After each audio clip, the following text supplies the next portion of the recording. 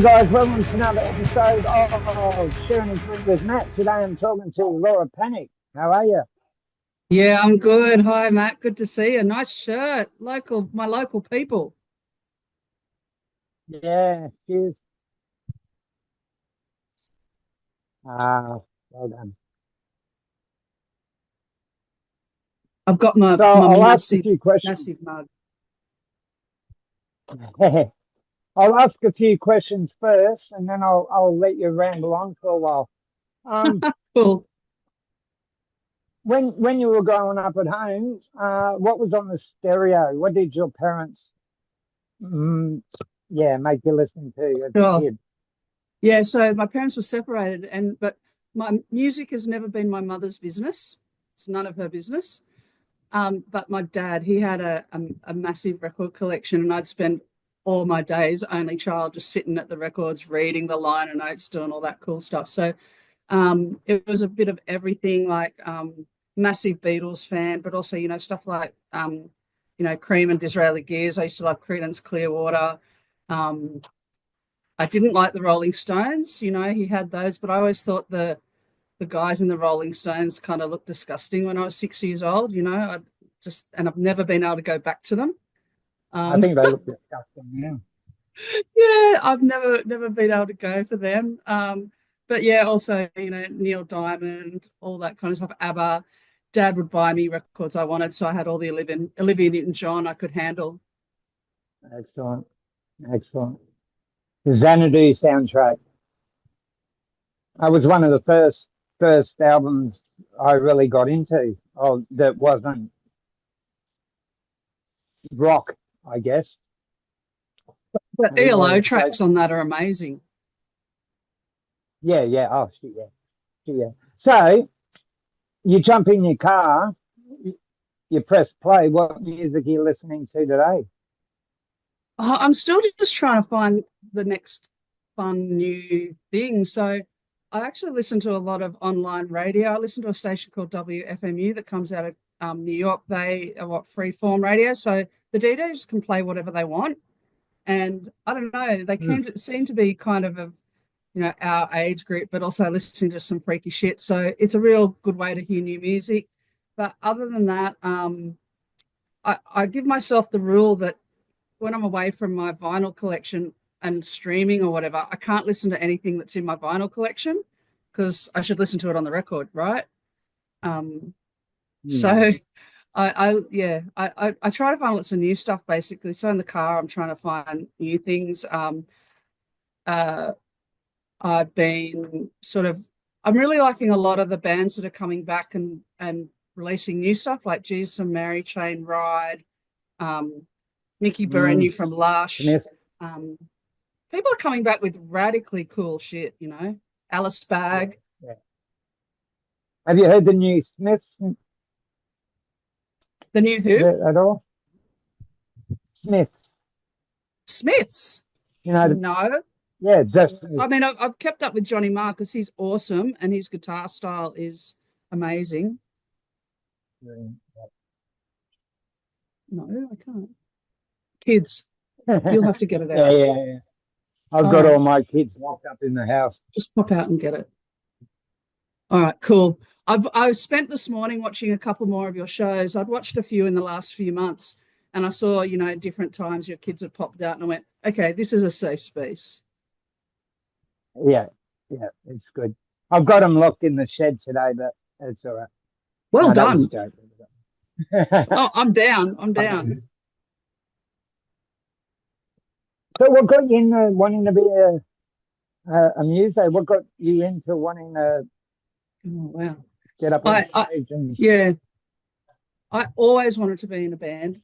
Like starting from listening to those records at Dad's, I just wanted to be in a band. So I did community radio when I was in high school. That was a way I got into heaps of cool records. I was in Taree, and yeah, we had a local community radio station, and we'd get like, just all the cool records. Like, that's where I got into like Australian independent music, back then, sort of like Died Pretty, Crystal Set, all that stuff springs to mind.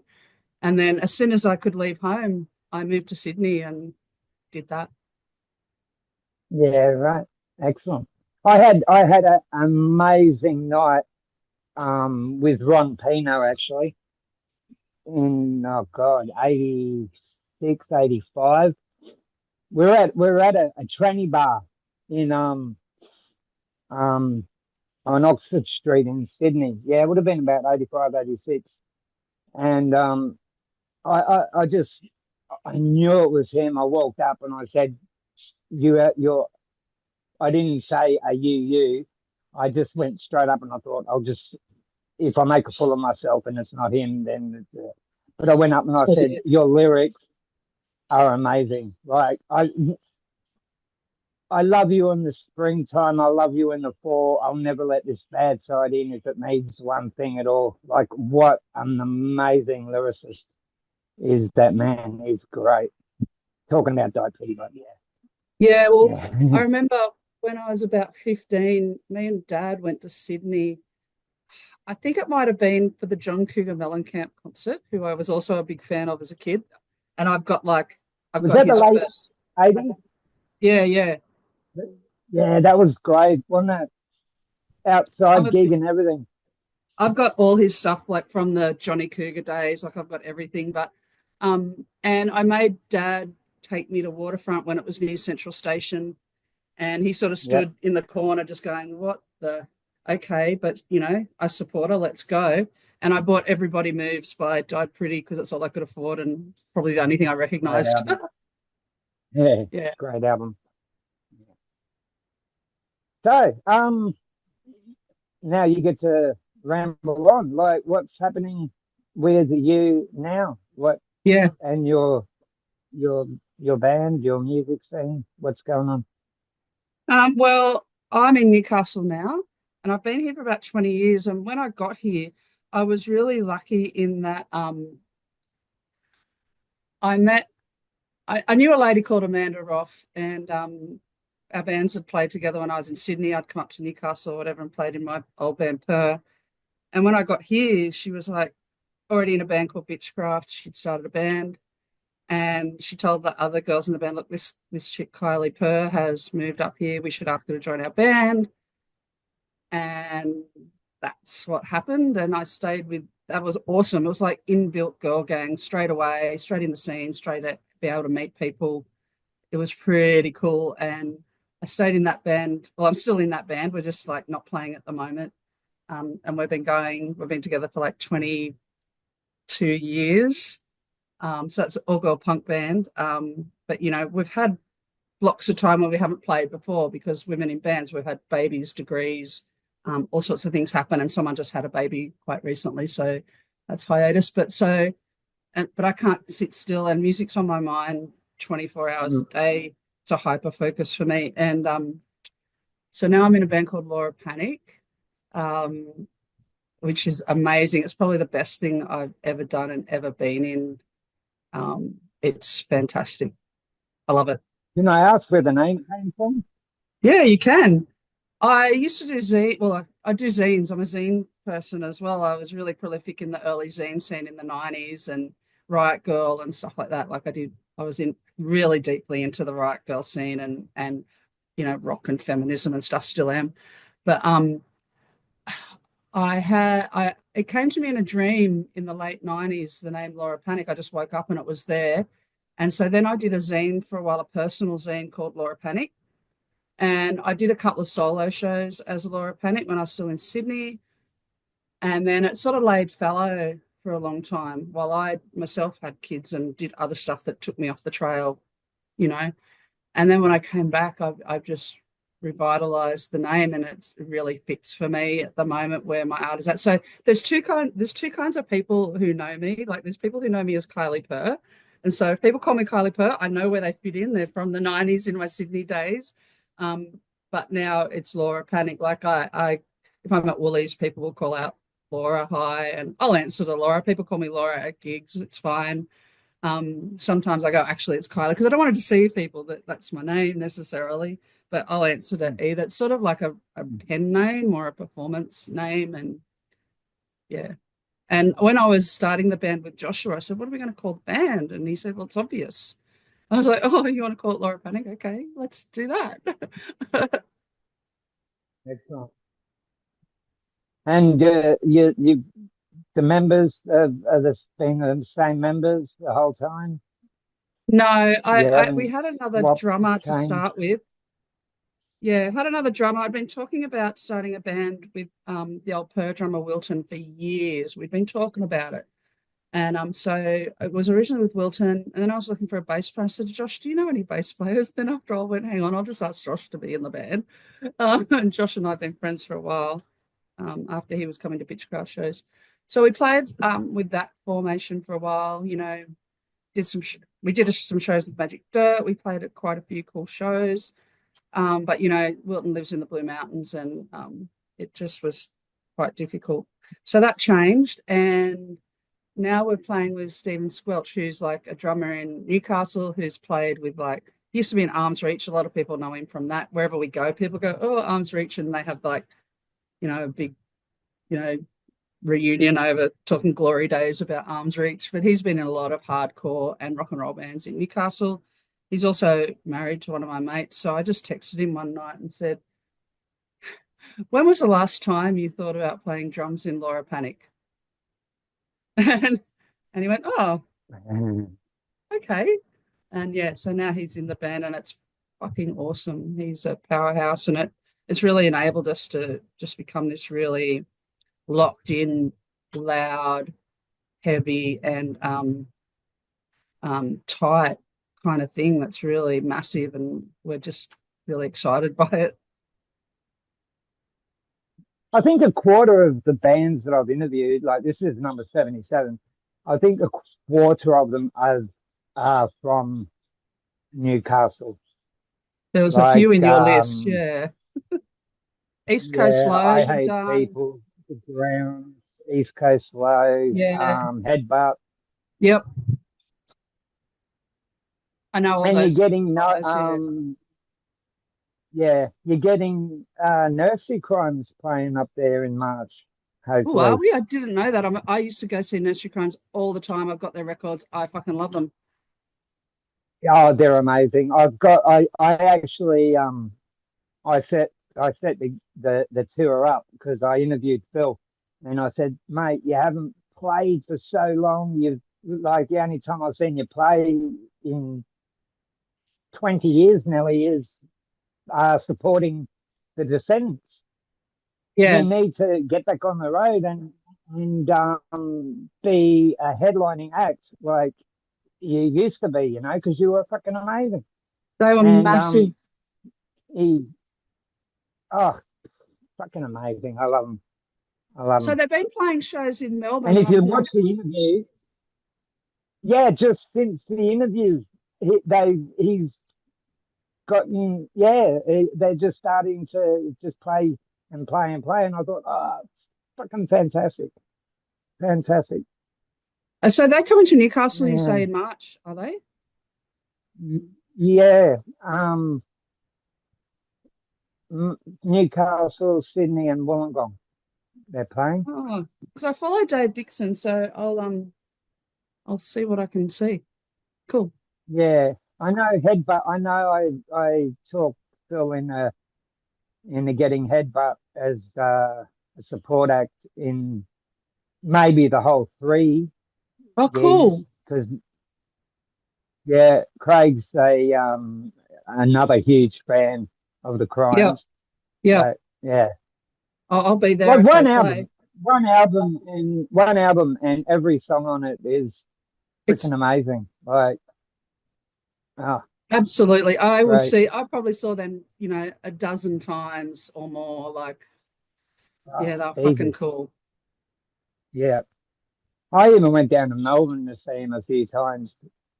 Just once on Metallica's um, Justice for All tour when they came over, and we actually left halfway through Metallica to go see Yeah, Nursery Crime. Yeah, yeah. it was great. They're a fantastic band, but we're not talking about them. Um, yeah. So what what's the future? What do you Mhm. what do you We got? just We just did a bunch of recordings actually. There's a record store up here called Hiss and Crackle, which is Mm, awesome. They have gigs. It's a big space with a lot of floor space, and um, mm. you know, we know Mitch quite well. He's a great supporter of the scene, and I've always wanted to support his store because, he only started it 6 years ago, whenever he started it. Like during COVID, he was hand delivering records, like I'd order records and he'd drop and run on the veranda. Like it's just a great shop. And so he has gigs. We've played there a few times. And he's been getting into recording as a new hobby kind of thing, getting gear and getting into it. And he recorded us on the shop floor. So in between takes, Wow. play, look through records, play, play, play. It was really a great environment. But it's going to be cool recording. Like it's like a live kind of demo feel. Like it's totally live, totally raw. There's hardly any mixing or effects on it. And we're going to release that sort of Mhm. hopefully mid-year. It's just a slow process for us. We're not fast at doing anything. I always marvel. There's all these bands who are like on their third album, local independent bands, and I'm like, fuck, we can't even. We struggle to get one out. It's a lot to do. The Allen Guns, they just keep just putting them out and out and out. I think they put out four in 2 years. And it's like, Yeah, we just like, we just can't we have you just got it can't right? dedicate the time. I don't know what it is. I don't know how the others do it, whether they've just got like I've got heaps of energy, but I don't have the time to commit to it. I don't know. I'd jam every day if I could, but late stage capitalism. But it's great. It's great to have that. Oh, I can't wait for them to put out another album. That, and you get so excited and so excited, and that album finally comes out, and it's Yeah, that's what we're finding. so Yeah. instead of drowning the fans, bang bang bang. We'll make It's them wait. get them on the edge. Yes, I agree. But other than that, we haven't got many shows on the books. I'm really hustling trying to get, some more interesting and different shows because we we play a lot with the bands up here on a lot of bills. So, but we're kind of a bit different. Like we can sit on a hardcore show, we can sit on a rock and roll show, we can sit on like the noise weirdo shows. So we do a bit of all of those things. Um, but really just trying to get more, I guess, on the noise weirdo shows. That's where we feel really at home. But we'll play anything. But we're just trying to get more shows. Basically, we love the stage time. We love a midweek show at the Hamo. We'll do whatever. Yeah. I've got to go there one day. I've got to. I've heard so much about that venue. Yeah, Yeah, I'd love to see. I live about 5 minutes away from three or four of the main venues in town. Um, and they're all great. So I'm like 5 minutes away from the Hamo. Um, there's a venue called the Croatian Club, which is great. It's just so DIY. Um, like we have to take our own PA there. You have to do everything yourself. The room is this shitty little room with no lights, no aircon, a hole in the roof, all that. But it's where I see like by far some of the best shows I've ever seen. Um, so that's another Wow. place. There's a new venue called the Oak. It's really good. We played there and they had some concerns about noise, so we couldn't do our thing as much as we would like because we're a very loud sort of sonic band, lots of relying on dynamics and like soundscapey kind of vibe sometimes. So that was a bit hard there. And the Hamo obviously is great. I'm there at least once a week, sometimes twice. Yeah, yeah. Um, I don't get to see a lot anymore. Once a month, I think I get to go out see bands. It's just been Well, a prick of a year. I've got teenagers now, so there was about 10 years where I disappeared from the scene for the usual kind of reasons, and I've got some pretty significant care responsibilities. But now Yeah, I can Yeah, sort of leave teenagers at home. So, right, no one die, no one light a fire. Um, yeah. But you see, that's the biggest problem is that my wife and I,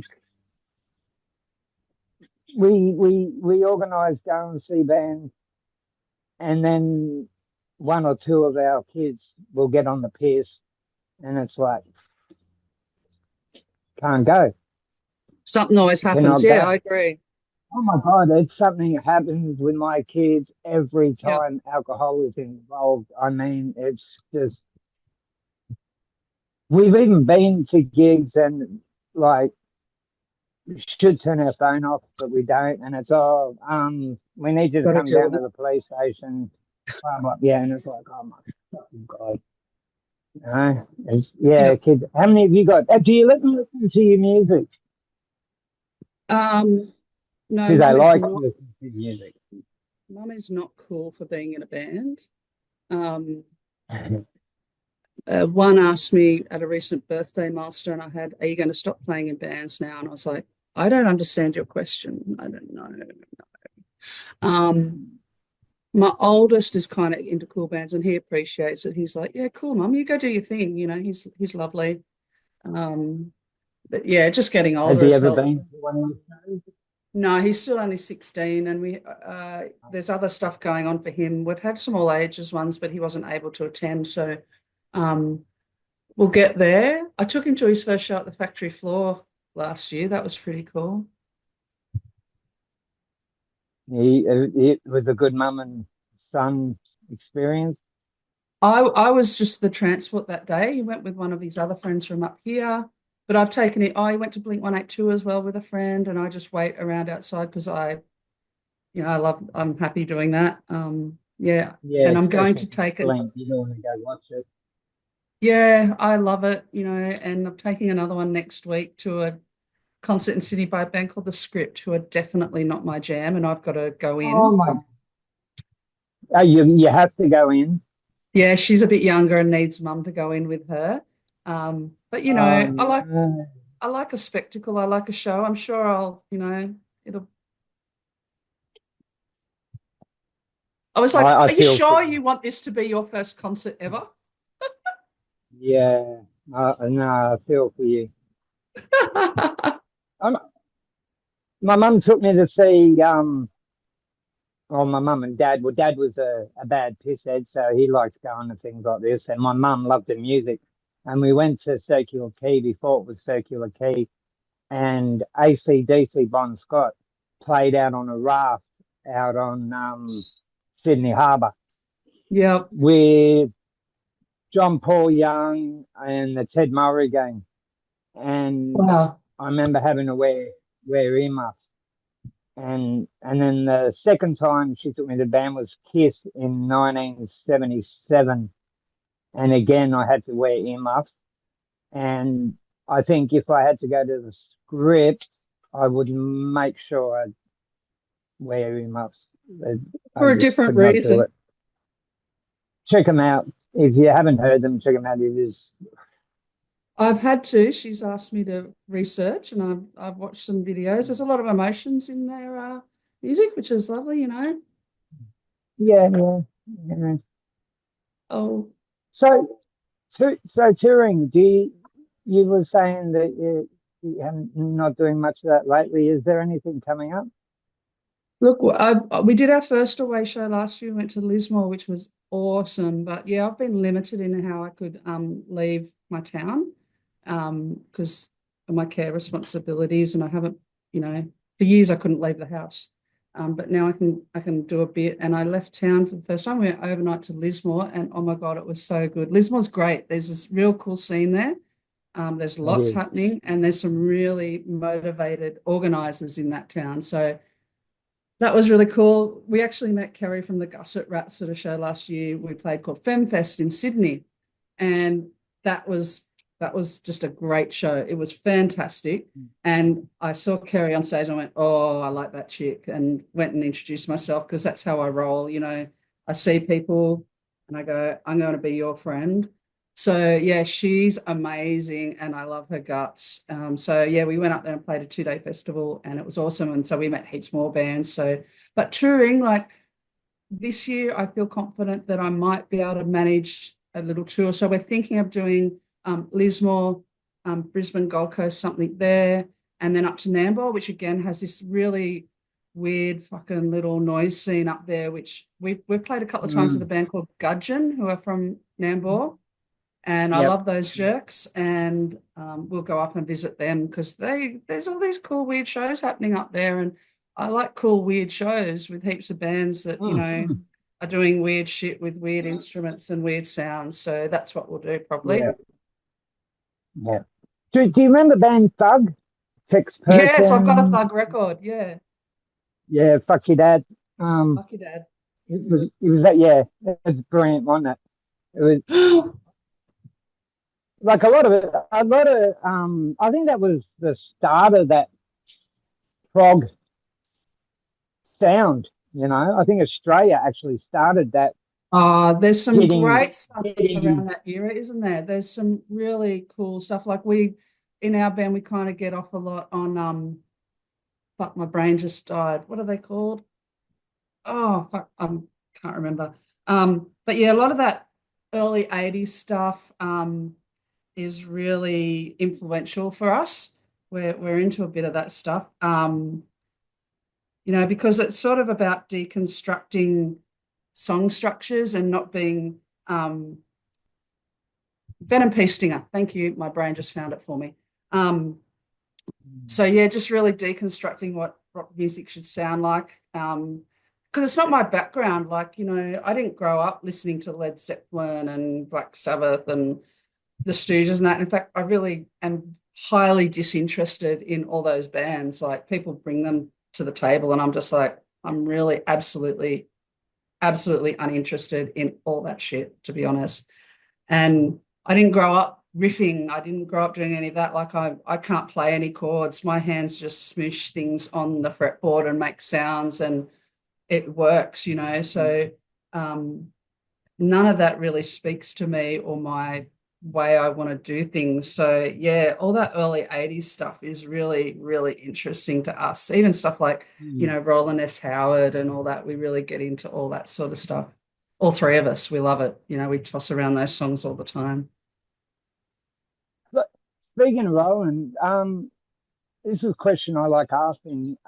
If you were given the opportunity to do the score of a movie, because he does a lot of scores in movies, like Nick Cave as well. What would be the genre Yeah, of the easy. movie? I mean, Joshua and I, when we're working out our stuff, we do a lot of what we call study and background, and we like our sets to actually be like a bit of a movie, and we sort of pace them that way, and you know that's how we write our songs. We're really thinking about the movie medium. We're both movie freaks. Um, so what genre would it be? I can absolutely answer that. I think it would be some kind of noir, kind of dark dark lighting, poorly lit movie, which would have a questionable plot if it has one. Mhm. Or maybe Joshua would also, he's really into the Hollywood classic stuff, like Sunset Boulevard and stuff like that. Okay. Yep. Fair enough. Excellent. Excellent. So, do you do covers? No. This band we don't, No. I find covers really hard. Number one, I'm fairly disinterested in that, but also I find it hard as a band to work out what covers to do when you've got a group of, I always seem to be in bands with very, I don't know, highly strung, opinionated, different people. And it's hard to agree on something. And so I just don't usually enter the conversation. In Bitchcraft, we did a couple of covers, which were kind of fun. We did early on when we were just the biggest rat bags, we did a cover of Rape Me by Nirvana. And we played it at an International Women's Day gig. That was fun. We used to, yeah, we probably couldn't play it that well. We Great. just thrashed it out. We did Touch Me, I'm Sick for a while. Um, we did, Mudhoney. Yeah, we did White Boy by Bikini Kill, but like fucked it right up. That's a really powerful song. We still that's sort of in our current set. Um, but yeah, I have never been a real big fan of doing covers, just simply the fact that I can't really decide what to do that others would want to do, and it's just too hard a conversation for Mm. me. And I'm really interested in just doing new shit. Yeah. If I was in a band and was going to do a cover, I'd do a cover that was totally different to the music. Like I'd do a Pat Benatar song or something, you know what I Yeah, mean, there's a or a Carpenter's song. Mitch wants to do a compilation up here of Newcastle bands where we cover each other's songs, but he's going to draw it out of the hat. And some of the bands that are on the list were like, fuck, how will we do that? But we just totally fuck it up or respond to it or not actually do it at all. Really, I think that'd be fantastic. And I don't think you could ever fuck up anything, like anybody in music wise. I don't think that, it's your Yep. interpretation. That's your the way you feel that song. You know what I Yeah. mean? And we'd feel confident to do that. And I think the other bands would appreciate it. They go, oh, wow, we've never envisioned it like that, or we never would have thought that would come out. And I think it's an Mm. exciting prospect. Mm. So you say you've been doing this for over 20 years. Like, have you noticed, um, I've been in as the bands for punches, like have you noticed a lot? 35 years. 35 years, exactly. Well, great. So have you noticed the big change in women in the mosh pit in the Yeah. I think I was just listening to your Spitting Teeth interview with, I think it's Kayla. the And no quit in the pit thing? yeah, it was really interesting to hear her perspective. And she hit the nail on the head where, when I was going through to start with, it was a really different time to now. There's a lot more discourse. There's a lot more, you know, um, people are able to give themselves identities or labels that, they're confident to go out into the world with. And we're a queer and feminist band, so I'm not going to give Joshua a label because we were brought up in a time when there weren't as many labels available to us. So Joshua identifies as Mm. Joshua. Um, but yeah, we've got yeah. So, but as far as being a woman in bands, no, it hasn't changed much because I've always been in bands that are in the punk scene, and I have never felt at Mm. home in the punk scene because the punk scene is actually one of the most misogynistic scenes going. Like today, I look at things like I'm still open enough to do things like listen to Triple J or work out what the kids are listening to today or what bands are touring at that 20, 25-year-old sort of age group. And there's girls and women fronting and playing in bands left, right, and center, but it's not the same in the underground punk scene. It just is not the same and it's not as welcoming as they would like to think. And I think the guys in the scene need to do better. And again, I think it's Kayla, I forgot her name from Swindon. She said the same thing. Like people need to think harder about Mm. curating their lineups. I get tired. I don't get tired of it. I love the women's gigs, but it's sort of ghettoizing women in music by putting them all on a women's gig. You know what I mean? Um, like Bitchcraft played a festival a while ago. There was it was a full day festival, so lots of bands. But the way it went was 40 men on stage, over several bands. Bitchcraft, 40 more men on stage. Like it's just insane. Like that's fucking ridiculous. And there's Mm. still a billion gigs every week in this town, which is just men. There'll be four bands, it'll be all men. And it's a bit about, we couldn't find women in bands. Well, and that could be the case, and I get that, but you got it, then you go a step further back and go, why can't you get any women in bands? Why aren't women playing in bands? Why don't women feel like they can be welcome in the space and play in bands? That woman wants to be in Yeah. her space. Your cat. Is Um, Emma and the Sniffers playing up there? is what? Emma and the Sniffers playing in Newcastle? No, I don't think on this tour. No, I don't think so. It could be. I might not be aware of it. They had played up here a couple of times back in the Well, day in we some get of our them. smaller venues. Yeah. We got him in Wollongong, I think tonight. I think it is. They might. I haven't heard that they are, and I Yeah. normally would hear that they are, but I haven't heard. Maybe. I don't think so. Yeah. What do you think? What do you think of them? Like, Oh, Amy's the coolest. Like, she says really cool stuff and really smart things and speaks a truth that is pretty spot on. Um, mm, I was having discourse with someone just the last couple of days about the fact that they took money from, the designer Gucci and all that, and how that then affects the lens through which kids look at them if they're seeing Amel and the Sniffers, in couture fashion. I mean, that's a conversation we can have, but yeah, no, look, I think she talks a lot about the tall poppy syndrome in Australia and that she just wants to be good at what she does and she needs to be, you know, people need to respect her credibility. She's an expert in her field and that's kind of how I feel a lot. I've been doing this mm, for 35 years. I'm a woman who plays guitar in heavy music, which isn't as common as it should be. A lot of women are up the front or they're on bass. There are women that play guitar. I'm seeing that more mm. and more. But getting credit 90% on basis. and getting Mm, credibility as a woman playing guitar is really hard. I still get guys touching my gear, like fuck off. Like, do not touch my gear. Like, you don't get to do that. mm, And I like to play the game, would you say that to a man? Right. And mhm. almost 100% of the time is no, absolutely fucking not. You would not. So, 35 years. Uh, have you ever had like, I don't know, in bands that you've been in, or um, in a recording studio or something like that? Have you ever had that situation where you've been spoken down to as a woman? Like, come on, we'll just let the men talk about it. Has Well, anything like that happened? mostly in the live arena, like roadies and stuff. Want to make sure that, Um, but you're right with that kind of vibe. I'm like, yes, I'm right with that. I'm absolutely proficient with my equipment. More about, it's more about probably people I already know or interact with, just reminding them that no, I know what I'm confident in what I'm doing. I know what I want out of this.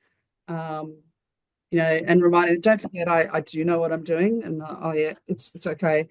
I think it's more of sometimes it's just a habit we get into Yeah. with not, making sure women are okay or something. I'm a bit more confident than they're probably used to and a bit more mouthy or I'm old now. I don't give a fuck, like Yeah. I don't care what people think of me or I'll say what I think. And I think sometimes I feel like I've got to tone it down because I'm in a band with other people and I don't want them to be affected by the fact that I've said something in the scene that other people don't like and then maybe they don't like interact with our band as they would have once or something. So I try to tone that down a bit without compromising. So it's mostly the music now. I just go, well, I channel it through the music. The music is really angry and feminist and explosive. So that's how I'll do it.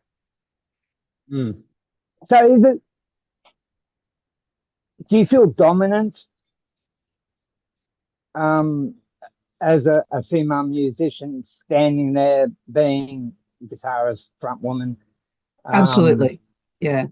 yeah, yeah. Well, because I'm also because I'm that old thing, I feel like I'm now the auntie um, sort of vibe, and I want other young women, to see it to be it kind of vibe, and I do get that feedback back from younger women in the scene that it's great being able to see, someone playing heavy music on guitar at the front, controlling the situation. So, and even if sometimes I don't feel like doing that, I kind of feel that's a bit of a duty thing, but rightly or wrongly, and it might be up myself, whatever. But I just like to keep doing that because I really feel that's important. And I like to dress on stage these days a bit differently. Like um, sometimes I like to dress a bit like an auntie. So when I turn up on stage with my guitar, people are like, "Oh, what's this nice lady going to do?" And then just explode on stage. And I had some young women at a Hamo show come up to me, they would have been like lucky to be 20. They went, "We love what you're doing, and we like how you look like a librarian." And I was like, yes, nailed it. Yeah, yeah. So yeah, just more of you rambling. We need to, yeah, we need to, yeah, I don't know. I mean, I'm trying to think if there's anything else I really needed to say, except that I really just want people to lift up women in music and, you know, look harder, find more stuff that you can explore about women in music. I remember I was talking to a DJ on the New York station I listened to, in the chats or whatever. And I said, "You don't have many women on your show, mate." It was a punk show. I said, "It's a great show, but you need to have more women." He says, "Yeah, I just don't really know any. I'll find any." Anyhow, he was a good man, and there are good men. There's heaps of them, and they want to be better. And that's the main thing, be better. So he started looking. And over the next few months, his show just increasingly had more women in it. And I said, "What happened, mate?" He said, "Once I started looking, it just all started coming to me. And I started finding more and more. And it was just that switch where he realized, he had to make an effort and look for more women in music. You can't just sit back and wait for it because we're not encouraged to step into the space like men are, or we're not easily just curated into the space. Or, in gigs, men tend to get their mates on shows, which is fine. We all love our mates, but that's not going to fix the representation problem, let alone representation of queer and other marginalized groups. So when we put on a show, our shows, they'll be full of, women, our queer friends, just a whole heap of different kinds of people, and they're there. Like, we don't have any problem curating those kind of shows because we've put ourselves out to find those people and reach out and go, where are more people like us? Where are more people making radically cool music that we can link up with and share with other people? And we do that, and because we do it, it comes to us now. And I think that's where a lot of, I guess, the men in the scene, I would suggest, could do better and try a bit more about that, which is fine. They're doing what's been habit and what's worked for them, and it's worked for them, and that's fine. Look at me just trying to be, complicit and kind and not too bloody radical in my language, but just try to be a bit better. And when I challenge people, but that's how it was when we were growing up, so we'll just try something different. yeah. Like, don't get me wrong. I think this whole woke thing is a load of bullshit. I think people should have been thinking that way from the Correct. beginning. It's not something. Oh, this is the new. I'm going to sit in here and blah blah blah. It's like, fuck. Why is it taking you this long? Yeah, Why and did it have to become the in thing? I just think it's an evolution around a lot of the language and the culture that we're experiencing, and it's a good thing. Like, um, I think Yeah, yeah, people that get upset about the woke terminology, well, it's become a trigger, and I'm like, well, what are you objecting to? I'm not very good at discourse sometimes. Like, I get my words tangled up, and my head doesn't fit right unless I've mm, practiced a conversation quite a bit. So yeah. I'm not very eloquent with that one, but I would say that I reflect back that, it's all a good thing, and it's about the language that we have now and the discourse that people are Mm, able to have, which has opened it up. And yep. I've got teenagers now, and all this stuff is not, they don't have these conversations you and I are having because it's all normalized, mainstreamed to them to an extent. My kid goes to an alternative school, and they're all different kinds of kids, and they'll call me out on, I think I saw it in one of your shows where you've said, you'll use certain language and your kids will call you out. And it's like, yeah, mine do too. And that's okay because we can be better and we can learn. And that's what Yep. it's about. It's about learning and going, okay, the language has changed and that's okay. You can't just go, oh, well, now I can't say this or that. It's like, well, yeah, and there's reasons for that because when we're saying this or that, it wasn't cool then either, but just that we were the superior layer of society that could get away with Mm, it. Well, now we can't, and things are better, and we can be better, and we can allow more visibility and understanding of other people's struggles. It's great. Yeah, yeah. Like my wife and I were at a gig and a couple of months ago, and this guy came up. My wife's Indigenous. Mm. My 8 kids are Indigenous. We got 30 Yeah. years. Um, he came up to say, "Oh, I'm not racist," Good on him. and my wife and I were just standing there going, "Okay, Okay. neither are we." Yeah, I it's just think, like, why did you need to say that? I don't think people look, just get, it's hard. I think got to accept people are generally coming from a place of good intent, and they may not have the skills or words or processing to be able to say things in a way that makes sense for everyone else, but they're coming from a place of good intent. And I think that's the thing now. A lot of people are trying to be better. And maybe that guy was trying to be better, but he just might have been too old school, lack of, Mm. I don't know. It's just, and I think it's okay. I think it's all okay. As long as they're not offensive and trying to hurt other people, we can have a conversation. Just go, yeah. And with that guy, be like, yeah, go you. Yeah. And that's probably Like where I'd go with it. yeah.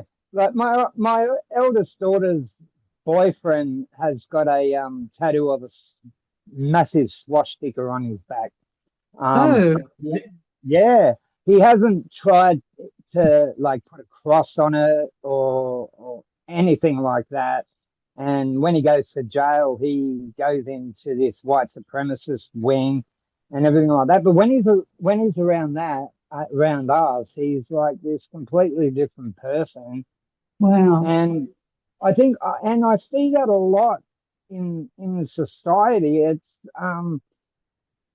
especially with as we were talking about the woke thing. Like I think people are what they need to be around people, Yeah. whoever they're around, and I don't know. I don't know. That's just Oh, me. that situation is really interesting and complex. I guess it's about how that person has lived their life till now, and what they're experiencing now is different because they're interacting with your family, which is different to what he's representing with his tattoo. Mm, That's a really interesting situation. And all I would say is that, it's again around that learning and being better. And I wonder what that person will do as time goes on. There's sort of like a and B path, isn't there? Because it's about we make a lot of decisions in our lives. So interesting what decisions will come for that person. mm, Yeah. mm. Definitely, definitely. So, you ever feel like branching out, starting another band? Oh, Or you've got all yeah. your attention on where you are? I've always got more brain space. So I have just started another band with a woman called Jess Rama in Newcastle. She's played in a band called Crucial Times, a hardcore band up here. And I just was always in love with her voice. And we've sort of been talking about it for a while, and we've become sort of friends um, just for that. And we've had a couple of jams now. So I think we'll accelerate, and we'll probably be playing kind of soon. That's more of it's a kind of this really doomy kind of thing. Um, got touchstones like a band called Mrs. Pierce and King Mother and Faye Tooth and bands like that. And so it's going to be kind of drony but very feminine. I'm really excited by it, and her voice is amazing. So I'll be playing foil to her. She'll be the leader of that band, and that's really exciting too. Like, kind of would be nice just to play bass and bathe in her amazingness. Mm, excellent, excellent. I'm just yeah. Um, it doesn't happen much. I'm just oh god. I've got this question in my head. I just don't know how to. All right. Well, put it Give this it a way. go. Um. Yeah. Back to the female part in the band and everything. Obviously you're comfortable with the guys you're with. Everything. Is there ever been like um any arguments about your views as as a lyricist, with your words and your music, Yeah, I get you. Um, yeah, in every band I'm in, there's a lot of push and pull because there'll always be people in the band who are just about the music, yep. which is fine. Um, so at different times, I've had to kind of pull back and just do my thing and not and not talk about it so much and just do it. So in Laura Panic, like Bitchcraft was very feminist and nearly everything was fine. Because Simone in that band is like she's really like big personality, forward thinking, girls to the front kind of vibe. So she could handle anything. It was great. And the other two women in the band were like, yeah, let's do that. But this is my first band where I'm the only, woman in the band, only cis woman in the band. Um, so bit of push and pull, really. Like, Steve's really just about the music and all that. But again, I sing what I want, and he is absolutely supportive of the art I want to do. That's fine, you know. But it's the same with drummers. They just they live to drum. So as long Mm. as he can drum and play hectic and get tight and play as loud as he can, he'll support whatever. And yeah, he's Arms Reach had two women playing guitar in it. So, he's very comfortable in the space. So that's fine. Joshua's a mad fan of all women in music. And, Josh represents on stage in a variety of guises as well. So, you know, that's a real comfortable space. And we're like, yeah, whatever, Um, we're in no judgment zone, so anyone can do what they want and bring what they want to the table. So that's really good. Mm. Excellent. Enough with the deep questions. Okay, you had Yeah. the opportunity to put on a gig, six bands. Who would those bands be? I already thought about this because I've been listening to your show and I knew that was one of the questions. I went, shit, I don't want to sit there just humming and hawing. So I did have a think. Um, so one of the first ones was the Boredoms because they were amazing. One of the best gigs I've ever been to. There's a band from Sydney called Matrimony who I would love to have seen. I'd put them on. I wrote a list. Now I can't remember who was on my list. A band called UT who have been really influential ever since I've been playing music.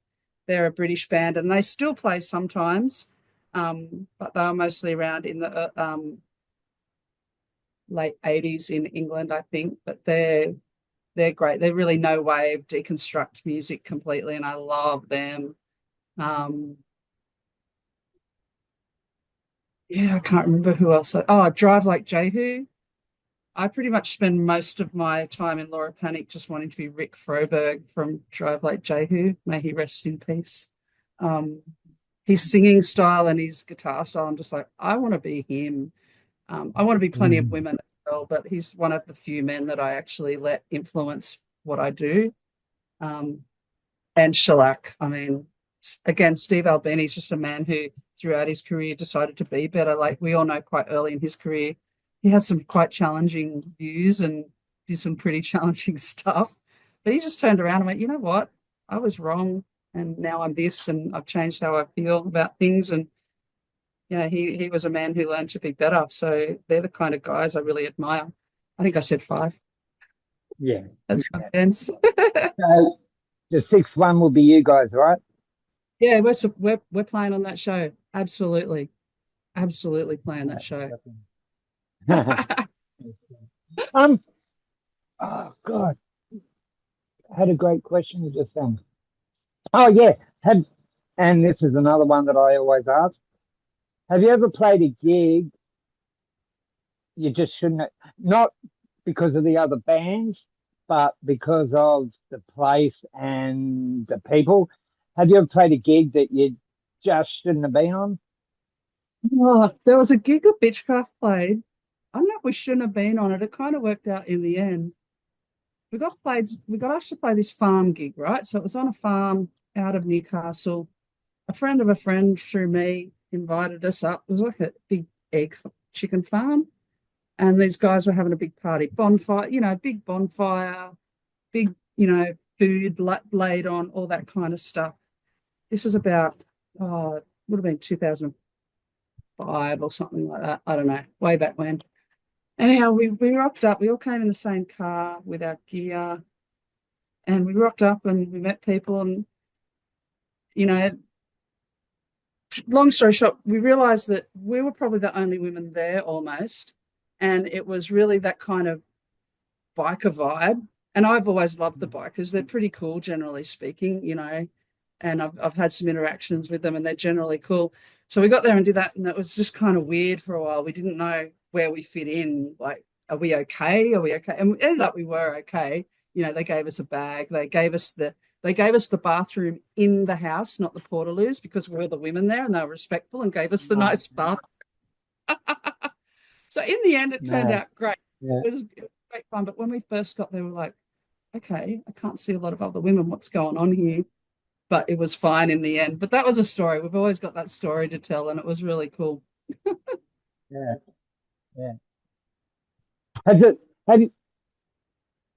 Have you ever been like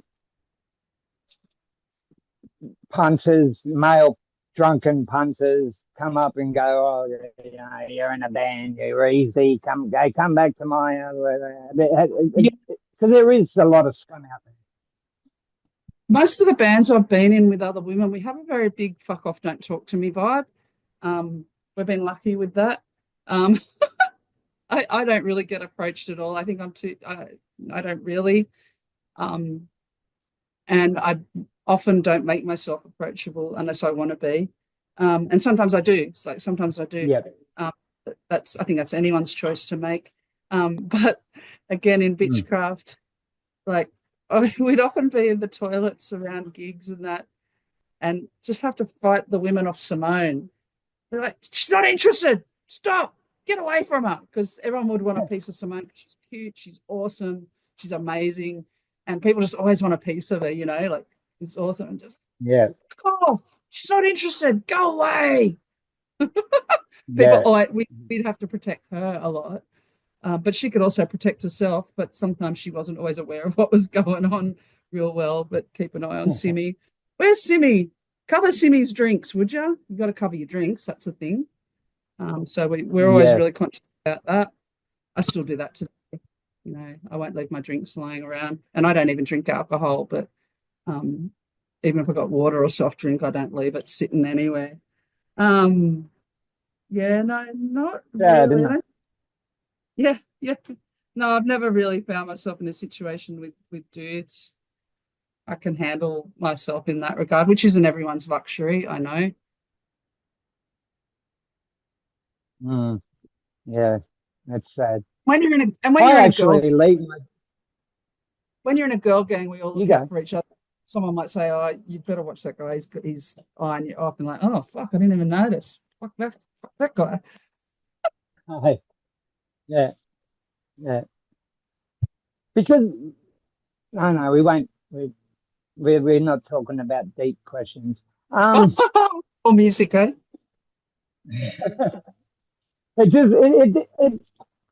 I find really I find it when I do talk to female musicians, I like to get their take on things, on the difference and everything like that. But we'll try and keep away from that. And I mean, I've posited myself that way. I've always played in women's bands. I've always placed myself as feminist. And I've always talked about this stuff. Like I've been doing it all the 35 years. So I don't really mind. Someone's got to talk about it and it's okay. But then I also get to talk about the music. So if it's both, I'm fine with that.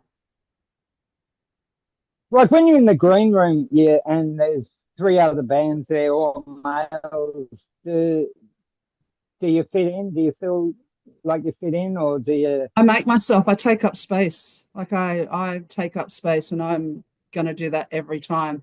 And Yeah. now I bring Josh with me into that space, and we both try and take up that space, you know. Yeah, and that's what it's about, trying to take up the space. And I must do that.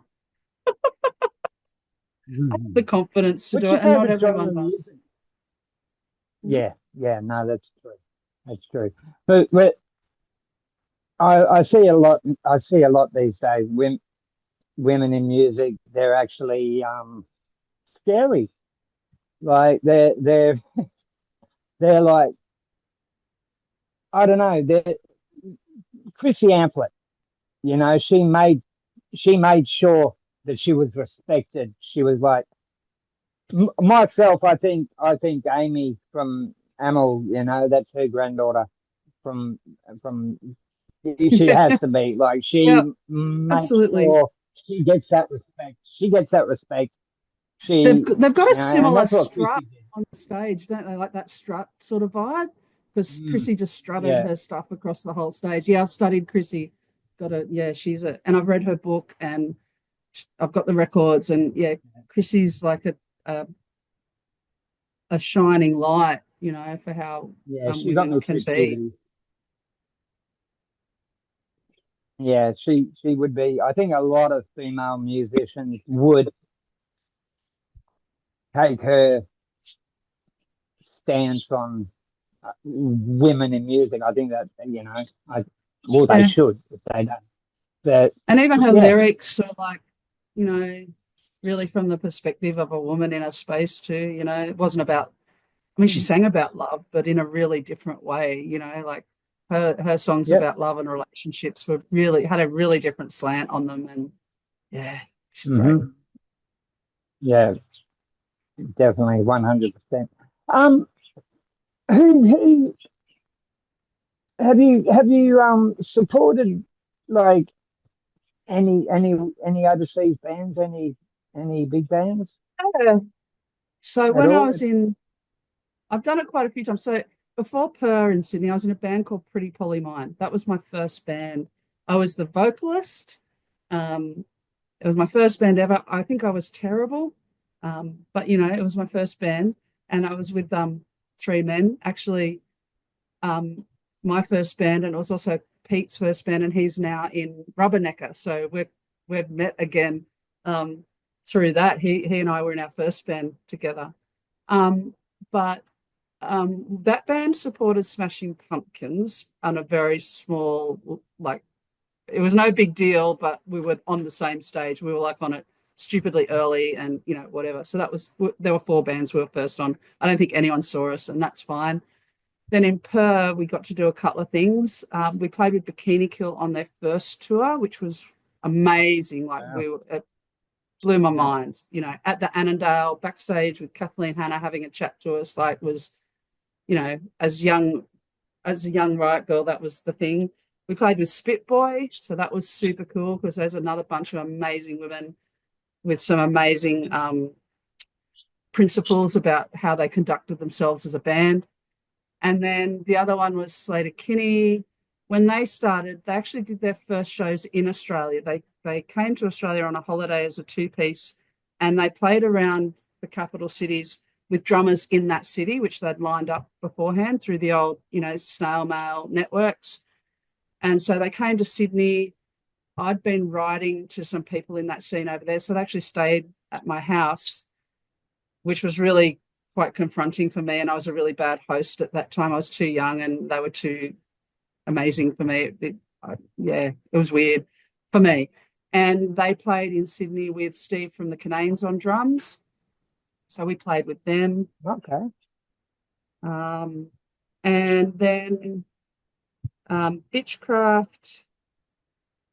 I can't think of any international ones we did. I could be wrong, but we played with a lot of like big Australian bands like, you know, Hard Ons and Magic Dirt and Deaf Effects, because I've had a really long friendship with Fiona Horn, another woman who I sort of latched onto Yeah, early in my music career because she's amazing. And, you know, we the still talk mothers, today. the mothers. I think they actually showed that women can play punk in Australia. You know what I mean? I think the Yeah. mothers. Oh my God, how many times have I seen that band? I didn't actually like Def Effects. I didn't. I I think that that's got a lot to do with I didn't really like their bass guitarist. I can't think of his name. He played for Mass Appeal, Black Dreads. Oh, Martin. It was also yeah, yeah, it was also in Caligula. Yeah, with his brother. Oh, yeah, Sean Fonte. Yeah. Yeah. So I did admire Def Effects for their power because she was still, that powerful woman on stage, and she was going through, she was making space in a scene that didn't always want her there. And she made a really Mm, great career for herself. And she's still doing that today. And my bands have played with Def Effects on every tour in their comeback era. So Laura Panic wow, played with them recently, and Caligula were on that bill as well. wow. So we're in a room with, like the Caligula guys and hanging out with Fiona, who's got a completely new band for Def Effects. And, some people are like, oh, it's not Def Effects. Well, the guys are really proficient, and she can still just do exactly what she did back then. And yeah, I'm a big, she came up in the punk scene. She was in the punk scene in Adelaide, then came across to Brisbane, Sydney, and yeah, did the Mothers. They were on Waterfront Records. Like, come on, give the woman her Yep. flowers. White Witch, her book's totally amazing. Her books are Like I've got great. that many women's weeklies with her. She used to have a little She used thing. to have a I think column, I've got yeah. about 100 and something. Yeah, her column there, but Yeah, she was on mainstream she, TV for yeah, she, years. uh, Yeah, she had she shows. So used to be yeah, in that show that they all sit around and talk Beauty and the Beast. stuff. Yep, she That's was. the So one. she's Yeah. awesome. And both my Newcastle bands have played with Hard-Ons and Nunchucker Superfly because those guys are really good. Like the Hard-Ons did a tour, not their most recent tour. We supported them in Newcastle on their most recent tour, but they did a tour before that when Bitchcraft were around, or I can't remember. But all the support bands had women in them. They did a whole tour around all of Australia where all the support bands had women in them. And Yeah. they did it. So that's a blueprint I wish more bands would undertake because, Ray and Blackie are some of the nicest guys I've ever met in bands, and their drummer is Oh my a God. Newcastle boy. He's from bands that, I've always ratted around with, and saw them with Tim, and like that, I didn't expect to enjoy it as much as I did. They were amazing. Mm. I'll probably get in trouble here, but Kesh was an amazing person too. Kesh was like he used to come to when they played Rock Against Work at the Hopetown Hotel in the Yeah, yeah, I eighties used in to go to Sydney. those. Yeah. Yeah, yeah. Well, we lived in Prospect Street, just off Burke Street, Oh and yeah. Kesh would come over with bongs every time they Yep. played there, or even when they were playing at the Lansdowne or in that area. And I don't know. I think he's just got a hard. I don't know. I can't. I don't. I think I we would, just won't get. well, all I would say to that is your experience is probably different to the experience other people had with him, and that's Yes. why we're where we are. And I don't know a Mm. lot about it. I know a little bit about it, and I've spoken to some of the women, and I think different people have had different experiences, and you're never going to have that perspective on that person potentially, and that's how it works. And again, not speaking about the situation in particular, but when there is, and this happens a lot, when there is a guy in the scene who someone speaks up about, everyone's like, but he's a nice guy. And that happens in DV situations everywhere. So I guess we have to put ourselves in a place of understanding what more about what might have happened there. And I've experienced that Yeah. myself, where people have Yes. said things like, he's a good guy. And I'm like, well, that's not my experience. And that's Yeah. okay. Yeah. Have you played with him on drums? Not on drums. No, by the time I came into the hard-ons universe, Kesh was up He was front on and bass. Murray was, oh, Yeah. I think Pete Kostick was playing drums. So Pete Kostick is also, you know, I have a long history with the Front End Loader guys. Like they're awesome. We've played with them. I've played on shows. I saw their first shows in warehouses in Sydney. I was mates with them. We all went to uni together. So yeah, Pete Kostick is like the drummer of the People for Sydney. You know, he's played with everyone, hasn't he? Yeah, yeah. As a female, sorry. I don't know. Have you watched the Peter Black interview? The movie thing? No, the interview that I did with Oh him. no, I didn't watch that. No, no, no, I did not. I saw it there, but I wanted to. You have so many great ones. I thought first I'm going to watch the Newcastle ones, then I'm going to watch all the ones with women. So I haven't got to the Blackie one because he didn't fit my criteria. Well, I had to ask him. Because if you listen to the stuff they put out now, the question I asked him, I said, you your first 8 albums very, very degrading to women. And you've obviously grown up and changed. And his answer was so brilliant. He goes, "We came from a boys' school. Women scared the fuck out of us. Women Yep. scared the shit out of us." And that was, yeah. And because I always, like they say, they asked Snoop Dogg, you know, 30 years, blah, blah, blah. Do how is how do you feel about women now? Because you've always put them down in your lyrics and blah, blah, blah. And he goes, no, they're still bitches, sluts, fucking blah, blah, blah. But with Peter, he came out with the most truthful answer that you could give someone. We were scared of women, and that's how. And they were like they went to boys' schools. I went to a boys' boarding school, and yeah, we did kind